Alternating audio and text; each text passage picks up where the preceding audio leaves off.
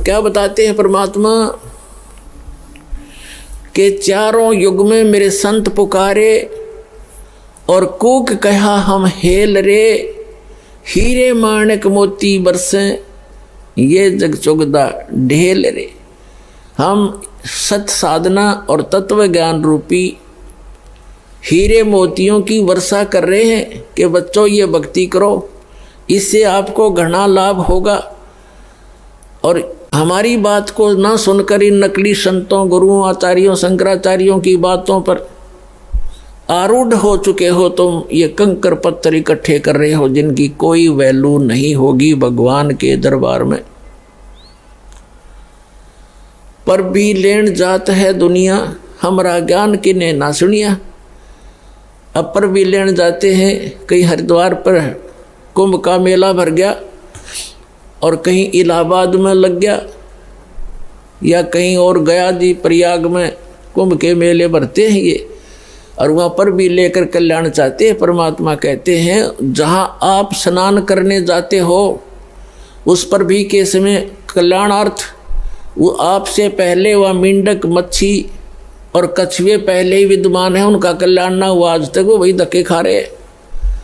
तो परमात्मा कहते हैं पर भी लेन जात है दुनिया, हमारा ज्ञान किने ना सुनिया। अब आगे बताना चाहते हैं परमात्मा के चारों युग में हम मेरे संत पुकारे, जिनको भगवान मिले उनमें से कौन कौन है। आदरणीय गरीबदास साहिब जी, आदरणीय धर्मदास साहिब जी, आदरणीय मुल्कदास साहिब जी, आदरणीय नानक साहिब जी, आदरणीय दादू दास साहिब जी, आदरणीय गरीबदास साहिब जी गांव छुड़ानी जरा झज्जर वाले हरियाणा वाले, आदरणीय गीसा दास साहिब जी गांव खेखड़ा जिला मेरठ उत्तर प्रदेश वाले, और आदरणीय स्वामी रामानंद जी काशी वाले, इनको वो परमात्मा मिले, इस दास को मिले। और पुण्यात्मा उन्होंने क्या बताया आकर के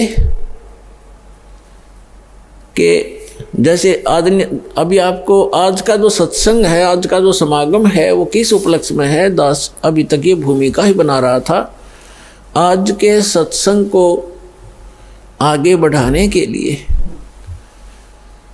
आज का जो समागम है ये इस उपलक्ष्य में है कि इस जैसे फाल्गुन सुदी द्वादशी, फाल्गुन मास के उतरते की चांदनी द्वादशी दवास को दिन के लगभग 10 बजे वो परमात्मा अपने विधान अनुसार अच्छी आत्माओं को मिलते ही हैं। उनका विधान है ये, उस परम पिता का वेदों में प्रमाण है ये। वो परमात्मा अपने सतलोक से चलकर आए जो काशी में धानक रूप में रहा करते थे, 120 वर्ष रहे थे, सहशरीर आए थे, मालिक के कमल के फूल पर प्रकट हुए थे कबीर भगवान। वो परम अक्षर ब्रह्म सत्य पुरुष एक शिशु रूप धारण करके काशी शहर के बाहर एक सरोवर में कमल के फूल के ऊपर आके विराजमान हुए थे, नवजात शिशु का रूप धारण करके। एक नीरू नीमा नाम के निसंतान व्यक्ति थे, पति पत्नी थे, वो स्नानार्थ गए थे, उस तालाब पर प्रतिदिन जाया करते थे।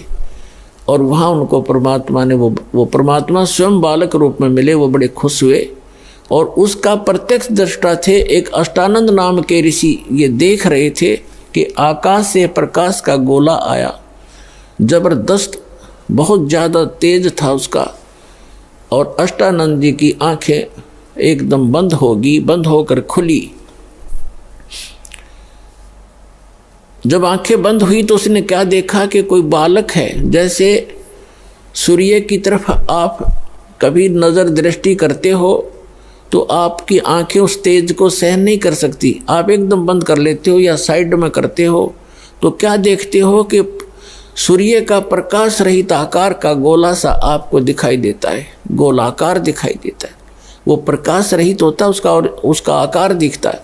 ऐसे ही जो ही उसने उस प्रकाश का गोला जो बहुत दूर देखा था ऊपर से आता हुआ बड़ी स्पीड से जैसे तारा सा टूटता है, अष्टानंद ऋषि की आंखें बंद हो गई आंखें बंद होते ही उसने क्या देखा कि एक शिशु रूप दिखाई दिया, प्रकाश रहित आकार शिशु का। दोबारा आंखें खोली तो क्या देखा कि उस जिस सरोवर के ऊपर वो बैठा साधना करने की चेष्टा कर रहा था स्नान करके, उसी के एक कोने में जाकर वो प्रकाश सिमट गया। फिर अंधेरे में उसको कुछ नहीं देखा, क्योंकि सुबह सुबह ब्रह्म मुहूर्त का समय था।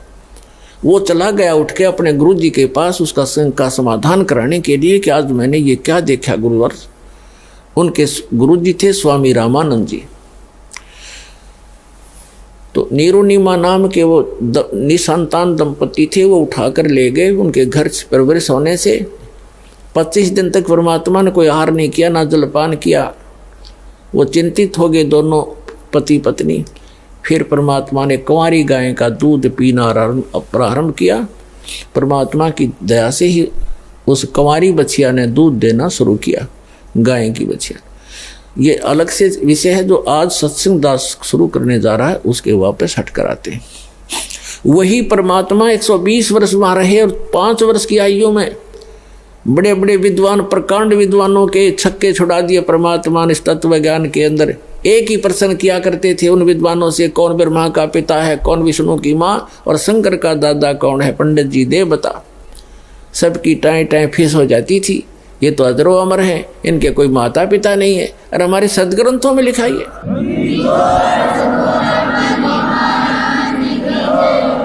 सच्चाई को ना सुनकर और ना ही खुद पहचान पाए और परमात्मा का विरोध कर दिया था। तो वो परमात्मा फाल्गुन सुदी द्वादशी दिन में 10 बजे लगभग सन 1727 में और संवत 1784 में, क्योंकि आदरणीय गरीबदास जी का जन्म संवत 1774 में हुआ था, वैशाख के अंदर। और सन 1717 में, और परमात्मा आकर मिले जब वो 10 वर्ष के थे, सन 1727 में। 10 वर्ष के गरीबदास साहिब जी कौन थे, थोड़ी सी जानकारी देते हैं। गरीबदास साहिब जी का मूल गांव है करौथा, जहाँ पर अपना एक छोटा सा आश्रम था जो इन दुष्ट लोगों ने सुहाया नहीं, जिनकी रोजी रोटी बंद हो गई थी झूठों की। और वहाँ झूठा प्रचार करके जनता को भ्रमित किया, मुख्यमंत्री को भ्रमित किया, क्योंकि वो भी आर्य समाजी है। और दास के ऊपर झूठे आरोप लगा के और झूठे केस में जेल में डाल दिया और उसको आश्रम को ग्रहण कर लिया।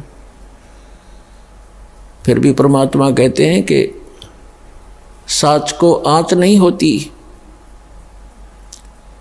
पुणात्मा आई कोर्ट ने हमारे हक में फैसला कर दिया।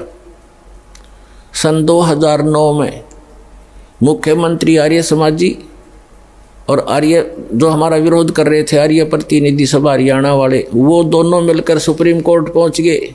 देख इनकी अकल मारी जा रही। कोई बात हो, अरे हम तो सत्य और असत्य की लड़ाई लड़ रहे हैं। ज्ञान और अज्ञान का झगड़ा, ज्ञान का जवाब ज्ञान से देना चाहिए। अब सुप्रीम कोर्ट में ऐसा मुंह पे थप्पड़ मार दिया परमात्मा ने उनके 8 वकील, 6 तो सरकार के, 2 उनके टॉप मोस्ट वकील कर रखे। हमारा ओरिजिनल वकील भी नहीं जा रहा था, उसको कोई काम हो गया अचानक। और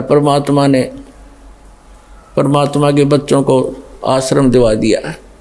इससे बड़ा चमत्कार पुण्यात्मा कोई नहीं हो सकता।